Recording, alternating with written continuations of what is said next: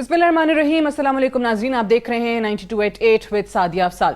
नाज़रीन, इस वक्त जो सियासी जलसे हैं मुख्तलिफ सियासी जमातों की तरफ से वो अपने अरूज पर हैं। पाकिस्तान तहरीक इंसाफ ऑलरेडी अनाउंस कर चुकी है कि हम आवाम को मोबिलाइज करेंगे और 20 के बाद इस्लामाबाद का रुख करेंगे। आज उनका जलसा फैसलाबाद में हो रहा है।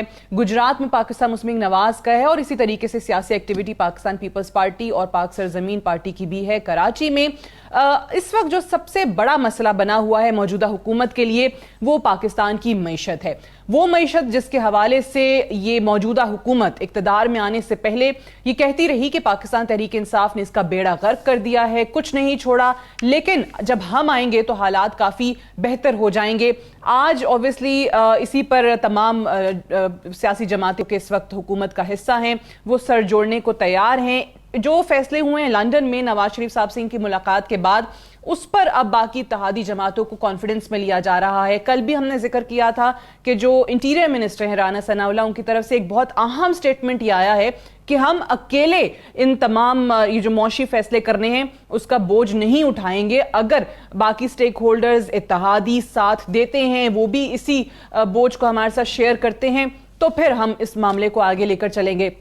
लेकिन इसमें सबसे अहम बात यह है कि आज चले मिफ्ता इस्माइल साहब ने, वजीर खजाना ने यह ऐलान तो कर दिया कि पेट्रोल प्राइसेस नहीं बढ़ाएंगे, लेकिन यह भी साथ कहा कि आने वाले दिनों में हो सकता है इसकी ज़रूरत पड़ेगी। IMF के साथ जो बातचीत है वो आपकी रुकी हुई है। कुछ ममालिक से जहां से कहा जाता था कि इमदाद आने की तवक्को है, वो आपको पैसे नहीं मिल रहे हैं। तो ऐसे में किस तरीके से पाकिस्तान को आगे लेकर चलेंगे? जो आज फैसलाबाद में PTI का जलसा है, थोड़ी देर पहले शेख रशीद साहब ने यह कहा कि मुल्क जो है वो दिवालिया होने के करीब है और अब सूरत हाल मुल्क की एक ऐसी जगह पर आ गई है कि इसके बाद फौज ही इस मुल्क को बचा सकती है।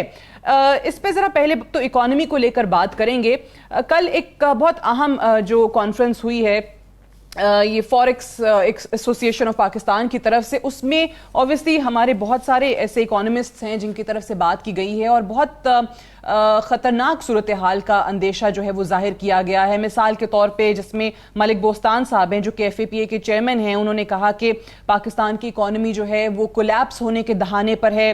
फिर जफ़र पराचा साहब जो हैं, वो जो जनरल सेक्रेटरी हैं exchange companies association of Pakistan के, उनकी तरफ से कहा गया कि जो श्रीलंका की इकोनॉमिक क्राइसिस आया उस वहां तक पहुंचने के लिए हम सिर्फ 1 महीना दूर खड़े हैं, यानी 30 दिन के अंदर हमारे भी वो हालात हो सकते हैं। तो ऐसी काफ़ी बातें जो हैं कल इस कॉन्फ्रेंस में की गई। पहले तो ये जानने की कोशिश करेंगे क्या वाकई इतने बुरे हालात हैं जैसे ये कल बयान किया गया, या बाकी जो हमारे सियासतदान हैं, ख़ास तौर से पाकिस्तान तहरीक इंसाफ जो कि इस मौजूदा हुकूमत को ब्लेम कर रही है। मेहमानों का आपसे तारुफ करवा दें, फैसल करीम कुंडी साहब हमारे साथ मौजूद हैं, सीनियर रहनुमा पाकिस्तान पीपल्स पार्टी के सेक्रेटरी इंफॉर्मेशन हैं, बहुत शुक्रिया आपकी तशरीफ आवरी का। सदाकत अली अब्बासी साहब हमारे साथ मौजूद हैं, पाकिस्तान तहरीक इंसाफ के सीनियर रहनुमा हैं, आपका भी बेहद शुक्रिया।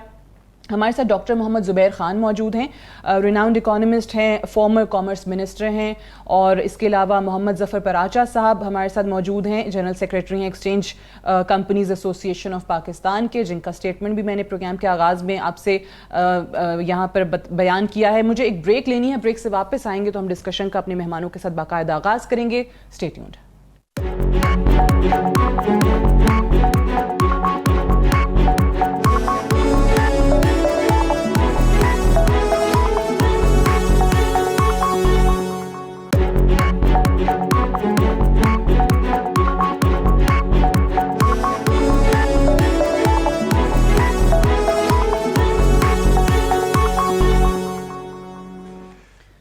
वेलकम बैक प्रोग्राम में एक बार फिर से खुश आमदीद। पहले तो डॉक्टर मोहम्मद ज़ुबैर साहब, आप ही से मैं आगाज़ करना चाहूँगी। जिस तरीके से पाकिस्तान की मईशत की हालत बयान की जा रही है, आप क्या कहेंगे इस हवाले से? Are we really that close to a default? जी, हमारी जो एक्सटर्नल पोजीशन है बैलेंस ऑफ पेमेंट्स की, वो तो है कमज़ोर, और वो एक लॉन्ग टर्म कमज़ोरी में है।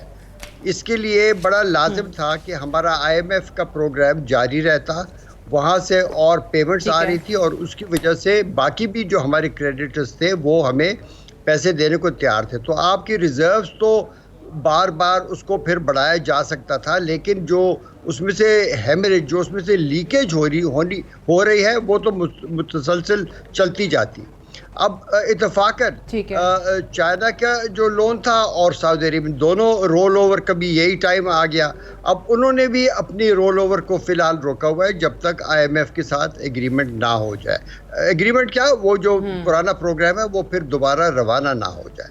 अब बात यह है कि ये जो बैनुल-अक़वामी तेल की कीमतें बढ़ी हैं तो उसमें उसको PTI की हुकूमत ने गरीबों तक पास ऑन नहीं किया, और लेकिन इतना टाइम ना रहा उनके पास कि वो उसके बरअक्स कोई और ऐसा इकदाम करते कि जो बजट डेफिसिट के ऊपर उसका असर आ रहा है तकरीबन 110-120 अरब रुपए हर महीने का, कि उसके लिए उसके लिए कोई इकदाम करते।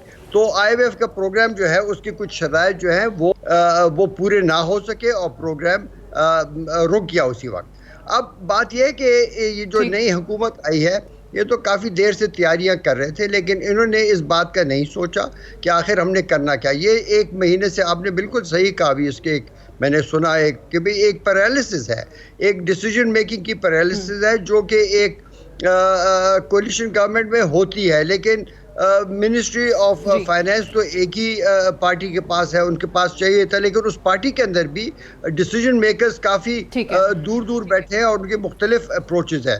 अब ऐसे हालात में हमारी जो रिजर्व्स हैं वो तो कम होती रहेंगी, लेकिन अगर हमने डॉलर के रेट को, रुपये के रेट को विज़-vis द डॉलर डिफेंड करने की कोशिश की और डॉलर डाला मार्केट के अंदर, तो फिर तो रिजर्व बहुत तेजी से नीचे उतरेंगी। तो इस पर कहा नहीं जा सकता कि हम कौन सी पॉलिसी इख्तियार करते हैं जिसकी वजह से क्या क्राइसिस अचानक आ जाएगा या कि थोड़ा दूर हट कर आएगा, लेकिन लाजमी है कि इस वक्त ये फैसले जो है वो पाकिस्तान के मुफाद में किए जाए और ना ही कि किसी सियासी या इलेक्शन मोड में आकर कोई करे।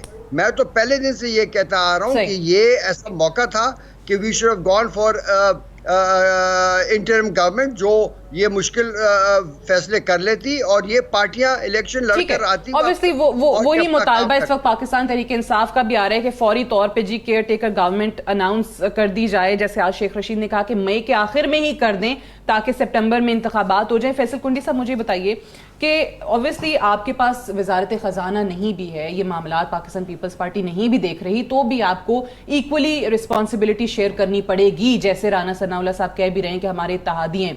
तो क्या नून लीग जो कह रही है कि मौशी फैसले का बोझ हम अकेले नहीं उठाएंगे, पाकिस्तान पीपल्स पार्टी वो जिम्मेदारी या वो जो अवाम पर बोझ आने वाले दिनों में पड़ने जा रहा है उसके लिए जिम्मेदारी उठाने को तैयार है? बिस्मिल्लाहिर्रहमानिर्रहीम। देखें, बिल्कुल हम अलायंस की हुकूमत है और वजारत ख़जाना जो है वो PMLN के पास है। कलेक्टिव रिस्पॉन्सिबिलिटी है तमाम इत्तेहादी जमातों की। बिल्कुल अगर हमें फाइनेंस मिनिस्ट्री मुफ्ती इस्माइल साहब अगर हमें ऑन बोर्ड लेंगे और जो फैसले करेंगे हमें ऑन बोर्ड लेंगे तो बिल्कुल हमने माजी में भी अगर आप देखें 2008 में जो हमारी हुकूमत थी, इसहाक डार साहब फाइनेंस मिनिस्टर थे और चंद अरसे के बाद उन्होंने कहा कि बिल्कुल ये मुल्क का दिवालिया होने वाले और वो चले गए थे। अभी नवाज शरीफ साहब ने जरदारी साहब को फोन भी किया है, आई थिंक इसी हवाले से वो कह रहे हैं बात भी हुई है। तो लेकिन अगर देखेंगे अगर वो हमें ऑन बोर्ड लेंगे, इश्यूज पे आपस में बैठ के फैसले करेंगे, कुछ ठीक है होते हैं तल्ख, हमने 2008 में भी बड़े तल्ख फैसले किए थे। उस वक्त भी आप देखिए मुल्क के हालात, उस वक्त जो डिक्टेटर ने हमें जो मुल्क दिया था और वॉर ऑन टेरर भी शुरू थी, सैलाब भी आया, बहुत सी चीज़ें आई, लेकिन उस वक्त भी हमने मुश्किल फैसले किए और लोगों को सहूलियात भी दी मुख्तलिफ उसके ऊपर जो है। तो अभी भी हम अगर आप बैठ के फैसले करें तो मैं समझता हूँ कि लेकिन अभी राना सनाउल्लाह का हमने स्टेटमेंट सुनाया, अभी वो ये कहते हैं कि जी तहरीक अदम एतमाद हमारा अकेले का फैसला तो था नहीं, हम तो बल्कि शुरू में इसके लिए तैयार भी नहीं थे। ऑब्वियसली वो पाकिस्तान पीपल्स पार्टी की तरफ इशारा कर रहे हैं, आप लोगों ने कन्विंस किया बाकी सियासी जमातों को कि वोट ऑफ नो कॉन्फिडेंस लेकर आए। तो PMLN में बहुत सारी ऐसी आवाजें आ रही हैं जो शुरू में भी ये कहते थे कि जी हम आएंगे, इमरान खान को घर भेजेंगे और फौरी इलेक्शन करा लेंगे। यानी वो ये 1 साल का बोझ नहीं उठाना चाहते, उनको पता है कि मईशत बहुत बुरे हालात में। देखिए, तहरीक अदम एतमाद हम समझते हैं कि हमारा ही फैसला था। आप कल जब PDM बनी थी पहले दिन ही चेयरमैन बिलावल ने कहा था अगर इस हुकूमत को घर भेजना तो अदम एतमाद की तहरीक लेके, बिल्कुल ठीक है। अब और बाकी जमातों के फैसले थे कि जी इस्तीफे देंगे। हमने कहा इस्तीफे न दें, जमहूरी प्रोसेस है कि आप अदम एतमाद करें। हमने किया अदम एतमाद। आप इलेक्शन कर रहे हैं, हम तो अभी भी कहते हैं हम इलेक्शन के लिए तैयार हैं, लेकिन आप इलेक्टोरल रिफॉर्म्स तो करें। आप आज इलेक्शन करा लें, कल रिजल्ट आ जाए, जो पार्टी हारेगी बोलेगी धांधली हुई। असल तो मसला यही है। आज ये चीफ इलेक्शन कमिश्नर है बट ना, आप अपने जो आज ये चीफ इलेक्शन कमिश्नर जो पीटीआई ने अपॉइंट किया था, आज उनको कितना बुरा भला कह रहे हैं। और कुछ अर्सा पहले जब इमरान ने इसको लगाया था, कितनी तारीफें कर रहा था उसकी। तो ये चीज़ देखें, हम कहते हैं इलेक्टोरल रिफॉर्म्स हो, तमाम पोलिटिकल पार्टीज बैठे इलेक्टोरल रिफॉर्म्स करें और इस तरफ जाएं ताकि हम कल इलेक्शन पे उंगली न उठा सकें। ठीक है। अच्छा, जफर पराचा साहब हमारे साथ हैं जी। अच्छा जी, जफर पराचा साहब, आपका ये ऑब्वियसली स्टेटमेंट देखा कल, जिस तरीके से हमने ये कॉन्फ्रेंस में काफ़ी बुरे हालात का अंदेशा जो है हमारे इकोनॉमिस्ट ने जाहिर किया है। आपका भी ये स्टेटमेंट आया कि खुदा ना करे, ऑब्वियसली हम 30 डेज अवे हैं श्रीलंका में जो करंट इकोनॉमिक क्राइसिस है उससे 30 दिन की दूरी पर खड़े हैं। सो आपको क्या फैक्टर्स नज़र आ रहे हैं इसके, क्या मेन रीजंस क्या हैं इस इकोनॉमिक स्ट्रेस के? अस्सलाम वालेकुम जनाब। जी वालेकुम। देखिए जनाब, बात यह है कि जो मेन रीजन तो ये है कि जो हमारे पास फॉरेक्स रिजर्व होना चाहिए 4 माह का मिनिमम जी, वो हमारे पास से कम होके बमुश्किल 45 दिन का रह गया है। यानी कि $25 बिलियन से कम होके गवर्नमेंट के पास अब $10 बिलियन रह गया। अब आने वाले दिनों में और क्या कम होता है वो आने वाले दिनों में पता लगेगा। तो जो हमारा इंपोर्ट का बिल है, खास तौर पे ऑयल का, वो डबल हो चुका है। राइट। और फिर उसके साथ साथ जो हमारी और इंपोर्ट है, खास तौर पे लग्जरी आइटम्स, उसके ऊपर गवर्नमेंट कोई तवज्जो नहीं दे रही। ना पिछली गवर्नमेंट ने कोई तवज्जो दी, ना ये मौजूदा गवर्नमेंट को तवज्जो दे रही है।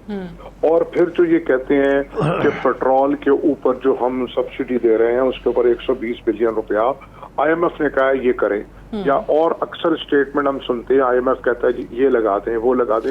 ये तमाम टैक्सेस अवाम पे और गरीबों के लिए जो है वो लगाए जाते हैं। तो IMF इनसे ये भी तो कहता है कि आप कॉरपोरेट सेक्टर में जो 800 बिलियन, 700 बिलियन या 8000 बिलियन के आप सब्सिडी दे रहे हैं, तो और वो दूसरी तरफ से वो शॉर्टफॉल पूरा कर रहे हैं, वो भी तो करें। अपनी जो तनख्वाहें हैं या मराहत हैं, चाहे उसमें पार्लियामेंटेरियंस हों या कुछ हों, वो भी तो कम करें। तरक्याती गैर तरक्याती फंड सब्सिडी वो भी खत्म करें। ठीक है। तो जो मैंने कहा कि श्रीलंका से हम 30 से 35 दिन दूर हैं, ये बिल्कुल ठीक बात है। क्योंकि हमारे पास जब फॉरेन एक्सचेंज रिजर्व नहीं होगा तो फिर हम इंपोर्ट क्या करेंगे हमारे यहाँ। फिर खुदा ना करे, उसके साथ साथ कल हमारी एक मीटिंग हुई है वजीर खजाना मिफ्ता इस्माइल साहब के साथ, वहाँ पे भी हम यही खदशा जाहिर किया है इस सेमिनार से पहले। तो कि जो श्रीलंका है वो 2.5 करोड़ लोगों का मुल्क है, हम 25 करोड़ लोगों के मुल्क है, और हमारे पास लोगों के पास असला बहुत है, चाहे वो लाइसेंस ही क्यों ना हो। और हमारे यहाँ हालात खराब होने के बहुत ज्यादा चांसेस हैं, लॉ एंड ऑर्डर के, बदअमनी के। वो एक दफा हम एक छोटा सा ट्रेलर देख चुके हैं बेनजीर साहिबा की शहादत के ऊपर, कि जो सिंध में लूटमार हुई थी वो किसी पॉलिटिकल वर्कर ने या किसी पॉलिटिकल पार्टी ने नहीं की, वो क्रिमिनल्स ने की। ठीक है, और वो क्रिमिनल्स अभी भी तैयार बैठे हैं। और अगर हम ये देखें, एक हफ्ते के दौरान हमारे यहाँ 2 धमाके हो गए कराची में, और आज भी एक हमारी जो सिक्योरिटी फोर्सेस के ऊपर हुआ है जो एक रेगुलर काम चल पड़ा है। तो मैं ये कहना चाह रहा हूँ कि हमारे जो इर्द गिर्द बॉर्डर्स हैं वो भी सेफ नहीं है।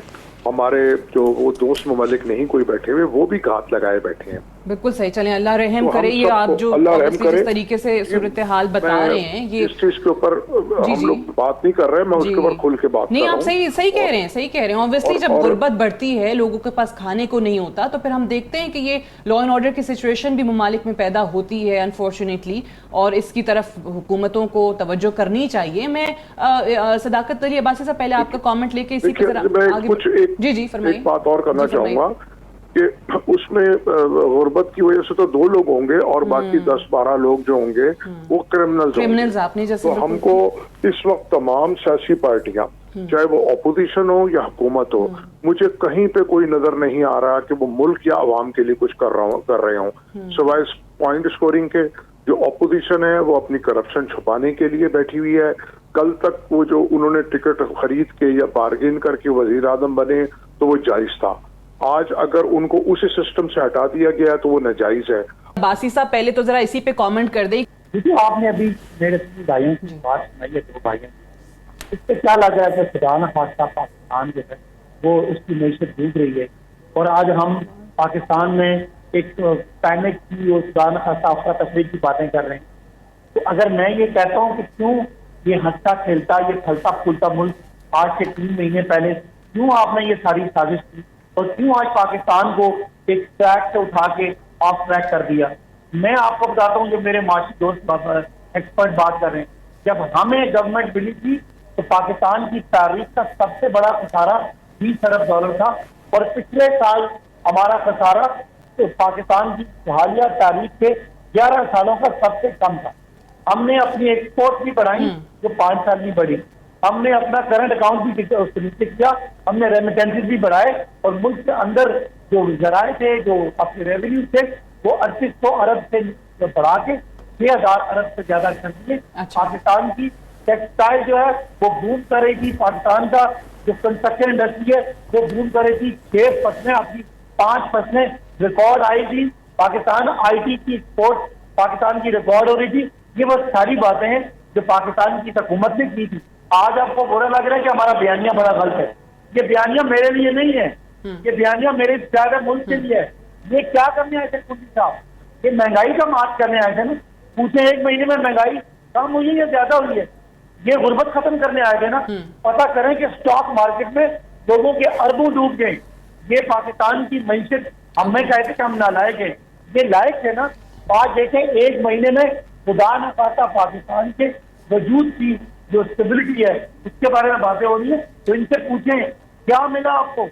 तो जरूर है जिन आकाओं को आपने राजी करना था, जाए ना उनसे कहीं मदद करें। अच्छा। इसलिए ये मैं जो बातें मेरे अच्छा, भाई चलिए। कर रहे हैं कि ये सीरियस नहीं है, मैं बिल्कुल आपकी बात नहीं मानता। हमने आपको साबित किया है कि पाकिस्तान में मुदाखलत की है और पाकिस्तान के इदारों को तबाह करने की और मैशत तबाह करने की साजिश है। इस साजिश को हम नहीं चलिए आप करें, ठीक है। करेंगे। तो ये जो ठीक है, चलिए ये तो बात ऑब्वियसली ऐसी है जो हुकूमत से ही करने की है ना। इसमें तो मुझे आपसे कोई इख्तलाफ राय है ही नहीं कि इन्होंने कहा था मईशत हम आएंगे तो ठीक कर देंगे।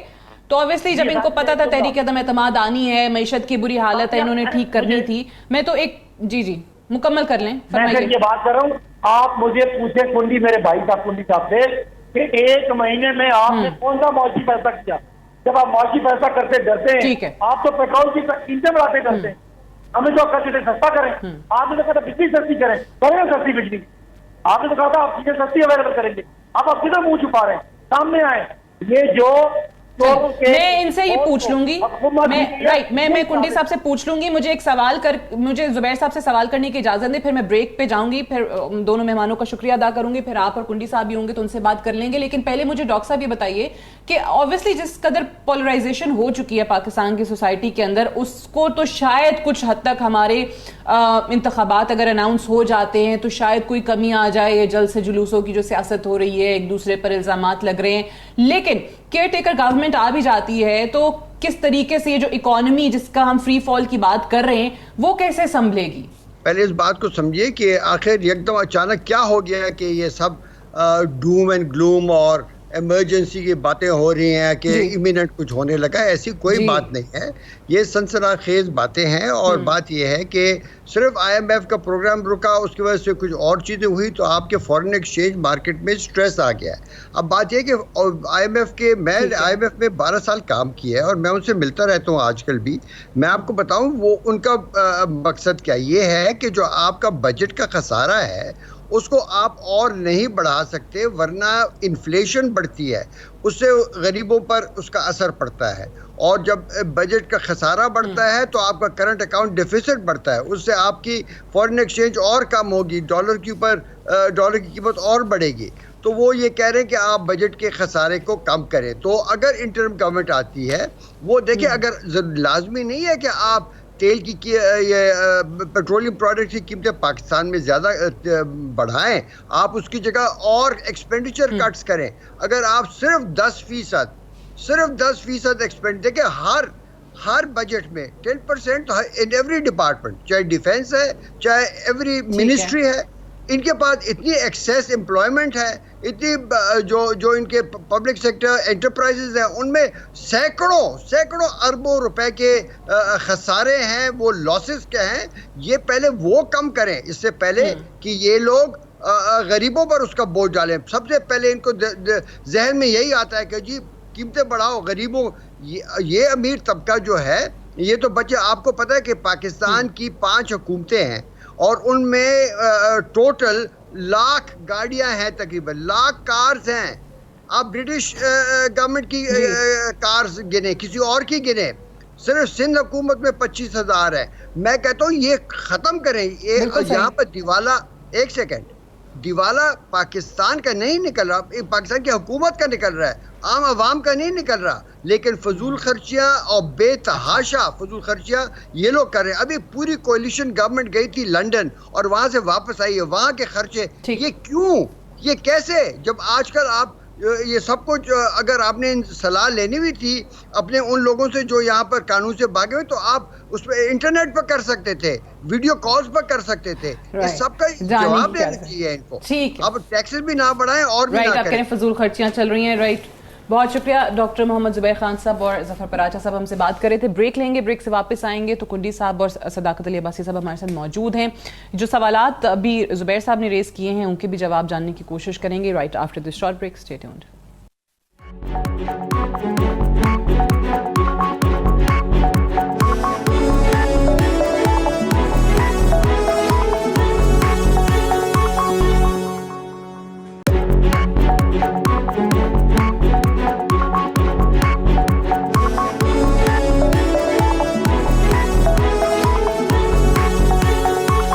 बैक प्रोग्राम में एक बार फिर से खुशामदीद। जिस तरीके से ज़ुबैर साहब ने भी बात की कि ऑब्वियसली जो इक़दामात उठाए जा रहे हैं हुकूमत की तरफ से, जिसमें उन्होंने फजूल खर्चियों का जिक्र किया और पूरी कैबिनेट के लंदन जाने का जिक्र किया।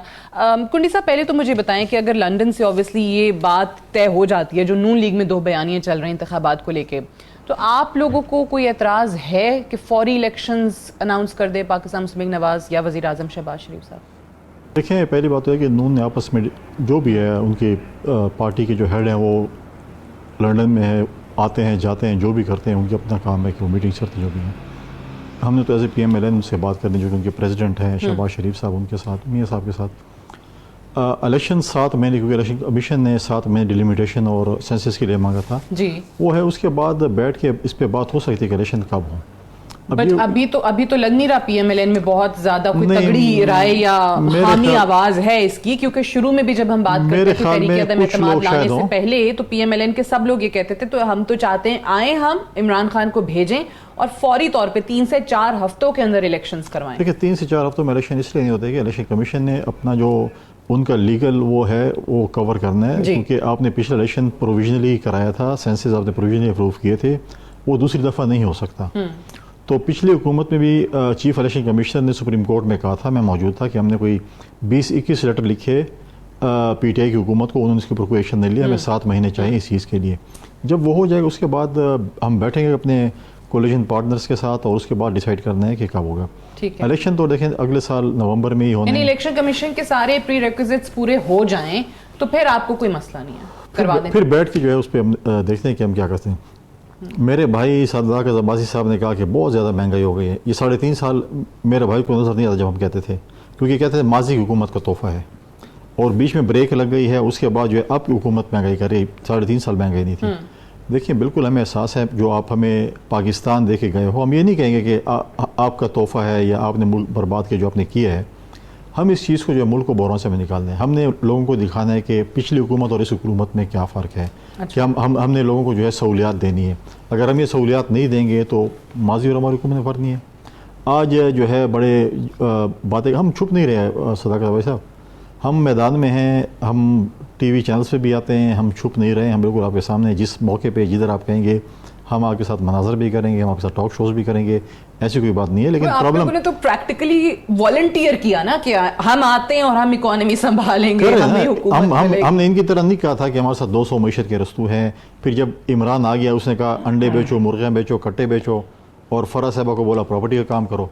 अब मतलब है कि 2 चीज़ें नहीं हो सकती। अब गरीब लोगों को और पाकिस्तानी को बोला कि आप अंडे बेचो, कट्टे बेचो, मुर्गियाँ वो करो, और ख़ुद जो है प्रॉपर्टी का कारोबार में शुरू की, जिन्होंने अरबों रुपये बना लिए।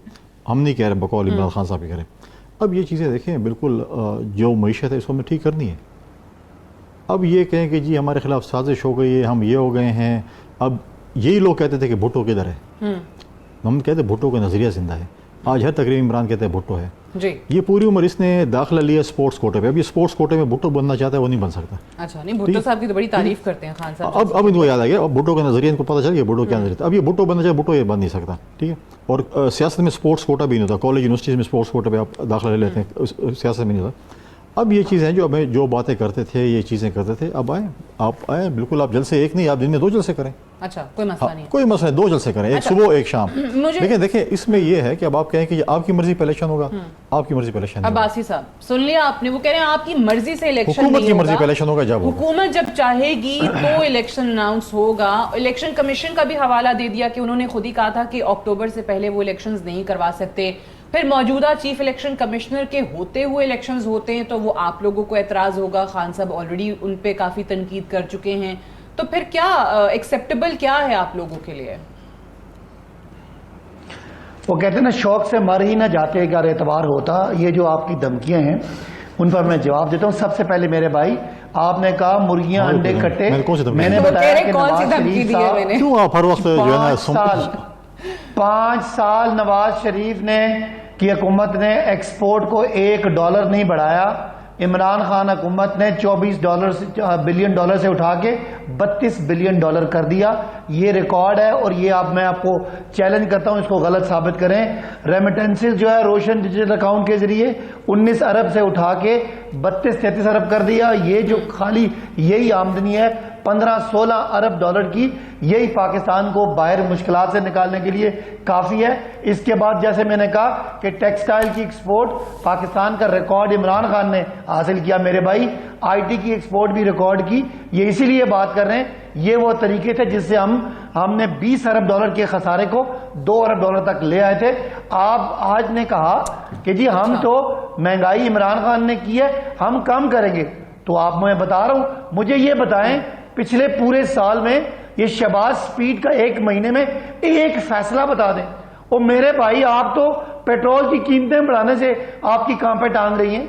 आपने क्या करना है? आप तो आए अपना काम उल्लू सीधा करने के लिए, आप लोग अपनी लूटमार करने के लिए आए हैं, जो आपका काम है। आप लोग अपने केसेस, शहबाज और उनके बेटे अपने केसेस सॉल्व करने आए हैं। आप देख लेंगे उनके सारे केसेस FIA के वो साइड पे हुए हैं। तो भाई इस तरह नहीं है। इलेक्शन हम आपको बिल्कुल गरिबान में हाथ डाल के सियासी तौर पे कह रहा हूं, दूसरा ना लीजिएगा। आप भाई है मेरे, अच्छा, आपका एहतराम है। हम सियासी तरीके से आपके गरिबान पे हाथ डाल ये बताएं, हम ठीक है, इलेक्शन लेंगे। आप कह रहे हैं कि आपसे जबरदस्ती इनसे आप इलेक्शन ले लेंगे, लेकिन अब्बासी साहब कमिश्नर यही रहते हैं। हफ्तों की बात है, जिस ECP पे आपको एतराज है, जिस तरीके से इमरान खान निकले ना, तो आनु जगह नहीं मिली छुपड़ दी। बात सुनो, अभी तो बात सुने। मैं अभी भाई साहब आप थोड़ा ठंडा पानी पी लें। देखें, ये आपको जो स्क्रिप्ट दे रहे हैं उसको बोलें स्क्रिप्ट चेंज कर लें। आपको तारीखें दे रहे हैं कैसे हो जाएगा, ऐसे हो जाए करें इलेक्शन। ये कान खोल के सुन लें और अपने खान को भी बता दो, खान तो नहीं है खैर, जो भी है इमरान साहब को, कि इलेक्शन होगा, पहले मरियम को तो बता दें, जब कहेंगे जब डेट देंगे वही होगा। खान को सुना दें। मरियम में तो 2 नैरेटिव हैं, उनका तो मैंने जिक्र कर दिया। ये तो सही कह रहे हैं, ये तो सही कह रहे हैं कि सारे लोग जो हैं वो हक में नहीं है कि अगले साल तक आप लेकर जाएं। फैसल करीम कुंडी साहब 3 लोग जलसे क्यों कर रही है? एक तरफ इमरान है, एक तरफ बिलावल है, एक तरफ बात तो ये है मरियम कह रही है जलसे कराएं, आप आपकी पार्टी आपकी एक मिनट क्योंकि पीपल्स पार्टी शायद फॉर इलेक्शन नहीं चाहती। आपकी पार्टी तो पहले रोती है कि यहाँ पर नून का नुमाइंदा बुलाओ या पीपल पार्टी का बुलाओ, करें तकड़े जो मुकाबला करें। आप 4 बैठे, हम 1 बुलाएं, आप वो नहीं बैठते। वो PTI वाले अब कहते हैं रोते हैं ना। अब आज अगर आज अभी नून का नुमाइंदा होता इनको जवाब देता। अब ये रोते हैं, इनके दौर में बैठे होते थे, हम मुकाबला करते थे। ठीक है, अच्छा। कुछ चैनल तो ऐसे थे कि वो एंकर भी उनका होता था, अंपायर भी साथ में लोग। यार मरियम साहबा कह रही है इलेक्शन कराएं, आप क्या बातें कर रहे हैं? ठीक है, देखिए क्या आप रोते हैं, कहते हैं हमें आपके जो इनके जो है प्रोड्यूसर जो भी कहते हैं वो PTI वाले रोते हैं कि जी एक बंदा बुलाए, हम मुकाबला नहीं कर सकते हैं। आप 4 बैठे, हम 1 बैठे, हम मुकाबला करेंगे आपका। आप क्यों रोते हैं आप लोग यार, खुदा के पास? आप लोगों की जो नई पॉलिसी आई है ना अब्बासी साहब के जी टॉक शोज में तभी जाएंगे जब एक बंदा होगा इनका, या PMLN या पीपल्स पार्टी। हम कहते हैं इनके 4 बुलाएं और हम 1 बुलाएं, फिर भी काफी। इमरान खान का मुकाबला नहीं कर सकते, आप क्या बातें करते हैं? और 11 पार्टियां मिलके एक खान के सामने खड़े हैं। इमरान खान अकेला है, आप 11 और आप मुकाबला नहीं कर पा रहे। जो कल अभी तक भी आप अच्छी थी देखें, आज बुरी हो गई मरियम साहिबा के है। ये वही और पार्टी है जो बिलावल कल साहब तक के अच्छी बंदे थी आज बुरी हो गई है। हमारे इतने बंदे बाहर गली में जलसे की जो हमारा डी ग्राउंड है फैसलाबाद का, उसके बाहर गली में इतने बंदे जितने आपकी दोनों पार्टियों के बंदे जलसों में लोग नजर तो आ रहे हैं। सर्कस में भी आ जाते हैं आ रहा है इस वक्त, चेक करें। जी जी जी जी जी भाई यार, इसको सर्कस ही अब्बासी कहते हैं। साहब भाई साहब, लोग तो सर्कस में भी आ जाते, फिक्र न करें। आप करें जलसे दिन रात जितना करना है, आप एक जलसे सुबह करें, जो एक रात को करें। जो अगर इलेक्शन हमारी आपने मर्जी पर है। जलसे नहीं करने तो घर में बैठ के प्रेस कॉन्फ्रेंस करें ना। आपकी अपनी हुकूमत है, बंदे आपके निकलते नहीं है। बंदे हमारे साथ, इन लोग हमारे साथ, बयानिया हमारे साथ, अवाम हमारे साथ, आप बार बार फेल हो गए। आप चाहते क्या, कैसे इलेक्शन हो रहे हैं? पाकिस्तान को डुबोएंगे? क्या ये डील हुई है? जल से तो बड़े हो रहे हैं, तो obviously क्या डील ये हुई है कि आपने डुबोना है पाकिस्तान? वो देखें श्रीलंका में क्या हो रहा है। हम अभी भी कराची में जलसा कर रहे हैं। आप बड़े बयानी के ईमानदार हैं। ठीक है, आज अल्लाह ना करे ये श्रीलंका की बात ऑब्वियसली आज जो है आज तुम्हारा जो खान है वो अल्लाह ना करे, सरकारी इनको तो यही टास्क मिला है। तुम्हारा स्पीकर जो है, तुम्हारा जो स्पीकर था वो सरकारी गाड़ी और 8 मुलाजमीन ले गया है। बातें तुम लोग इतनी बड़ी बड़ी करते हो, वो तो वापस करवा दो उनसे। तुम्हारा जो इमरान है वो वज़ीर आला का हेलीकॉप्टर केपी का इस्तेमाल करता है। टैक्स पेयर, अभी तुम्हारे चाचा, अब वही कहते थे ना कि चाचे मामे के पैसे हैं, टैक्स पेयर के पैसे हैं। अब वो टैक्स पेयर के पैसों पे हेलीकॉप्टर इस्तेमाल करता है।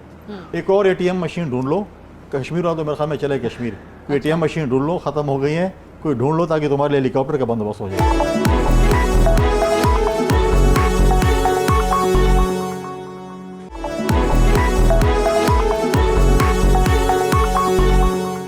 कुंडी साहब ने पहले सेगमेंट में एक जिक्र किया और यही मैं काफ़ी दिनों से अपने टॉक शोज में भी पूछने की कोशिश करती हूँ कि ऐसी क्या सूरत हाल बनेगी कि आपको या हुकूमत की जमातों को वो इलेक्शन काबिल कबूल हो। ये जो रिफॉर्म्स लाना चाहते हैं आपके बकौल, वो धांधली है, वो आपको कबूल नहीं होंगी। आप लोग जो ऑलरेडी कर रहे हैं EVM का या करके जा चुके हैं, वो इनको काबिल कबूल नहीं है, वो इसमें तरमीम लाना चाहते हैं। और फिर जाहिर है जो जमात हारेगी वो धांधली का शोर ही मचाएगी ना, वो वापस सड़कों पर आएगी, वो वापस इल्जामात लगाएगी। तो सारी सियासी जमातें मुत्तफिक हों, ऐसा इलेक्शन कैसे होगा? सादिया, पहली बात है कि जमहूरियत में अवाम होती है और वो आप किसी सड़क पे बैठे हुए किसी आम बच्चे से पूछे ना, अवाम किसके साथ है, लोग कहेंगे इमरान खान के साथ। आप जलसे देख लें, आप वैसे सोशल मीडिया पे देख लें, वैसे बाजारों में चले जाएं तो अवाम हमारे साथ है, लिहाजा मुल्क हमने चलाना है। हम किसी और जो कोई भी अपने आप को स्टेक होल्डर कहता है ना, वो उसके बाद आता है। सबसे पहले अवाम पाकिस्तान है और तमाम स्टेक होल्डर अवाम पाकिस्तान के ताबे। यही जमहूरियत है और यही जमहूर का फैसला है। लिहाजा अगर ये आज इलेक्शन का ऐलान करते हैं कि जी हम अगले 3 महीनों में इलेक्शन करवाते हैं, हम बिल्कुल बैठ के इलेक्टोरल रिफॉर्म कर लेंगे जो उनको चाहिए। और अगर ये चाहते हैं कि ये बेईमानी करेंगे, यकीन माने कुंडी साहब रेला इस्लामाबाद की तरफ आया ना, तो यहाँ बचना कुछ नहीं है। जितना लोगों को गुस्सा है ना आप उस साजिश का, वो साजिश भी आप लोगों पर निकलनी है। और आपकी पार्टी तो रहेगी सिर्फ सिंध रूरल तक, और ये नवाज शरीफ की पार्टी थोड़ी बहुत GT रोड पे थी, ये भी खत्म हो गई। तो इस तरह बातें ना करें, हमने इलेक्शन करना है। इलेक्शन के बाद जो इलेक्शन कमिश्नर है ये भी नून लीग से मिला हुआ है, हमने इनको भी तब्दील कराना है। और इलेक्ट्रल रिफॉर्म हुए हुए कब ख्वाब देखा आपने? इलेक्शन का ऐलान करेंगे। इलेक्शन कमिश्नर के हवाले से तो खान साहब ने बात की है कि ये नून लीग का कारकुन उनको कहा है। लेकिन मुझे अच्छा चलें इससे बढ़ के कुंडी साहब, ये मैं एक सवाल करूं, इन्होंने कहा है कि ये जो है वो मियाँ साहब के बड़े नज़दीकी रिश्तेदार हैं और बड़ा होता है। तो मियाँ उन्होंने कहा मैं सईद मेहदी साहब का बड़े एहतराम करता हूं, उनके दामाद है कह रहे हैं बिल्कुल। और उसके बेटे को अपने चीफ कमिश्नर और ये उनको उस वक्त पता था, बहुत अच्छे तरीके से पता था खान साहब को। PTI मतलब हम ये कह रहे थे कि ये किया गया, आपको याद होगा खान साहब ने बाद में एक जलसे में कहा कि हमें कहा गया था कहीं से। तो हम ये कहते हैं कठपुतली थे, इनका कोई बस नहीं था। इनके पास एक क्लास 4 के ट्रांसफर करने के भी इनके पास इख्तियार नहीं था। तो हम ये कह रहे हैं कठपुतली हैं। तो ये कहते हैं हमारे साथ अवाम है, ये कठपुतली है, इनको कोई इख्तियार नहीं है कि राइट से लेफ्ट हो जाए। ठीक है, लेकिन खान साहब का या PTI का जो एक नैरेटिव इस वक्त साजिश को लेकर है, आज भी जिस तरीके से उन्होंने कहा कि मेरे कल आपने सुना होगा कि मुझे कत्ल करने की साजिश की जा रही है, मैंने एक वीडियो रिकॉर्ड करवा दी है जिसमें तमाम लोगों के जो भी कॉन्स्पिरेसी में शामिल हैं उनके नाम लिए हैं। आज उन्होंने फिर से कहा कि ज़ियाउल हक का तैयारा गिरा, किसी को पता नहीं चला कि कौन इसके पीछे था, और ये जो साजिश हो रही है इसका आवाम को पता चलना चाहिए। तो ये एक ख़तरनाक तरफ एक नहीं देखें जा रहे हम डायरेक्शन मैं कोई ये नहीं कहूँगा, खुदा हर इंसान को, हर सियासतदान को जो है वो खुदा अपनी अमान में रखे। हम कहते हैं इनको सियासी मौत मिले, ये मौत ना मिले, सियासी मौत की दम हो गए। और ये चीज़ें जो है ना, ये डायलॉग्स और ये फिल्में नहीं चलती। देखिए, अगर आज इमरान यहाँ पर खड़ा होके लोगों को ये कहे कि आप जाएं, जैसे शेख रशीद भी कहता है आग लगा दो, फलां कर दो, इन लोगों के पीछे पड़ जाओ, अगर मेरे ऊपर जो हाथ उठेगा तो मैं क्या बोलूँगा कि आ जाओ, मैं उनको कोई सूरत यसी सुनाऊंगा? मैं बिल्कुल वो हाथ तोड़ूंगा, मैं बिल्कुल रिएक्शन करूँगा, मैं जो चीज़ भी जिस तरीके से होगा उसका उसी तरीके से रिएक्शन।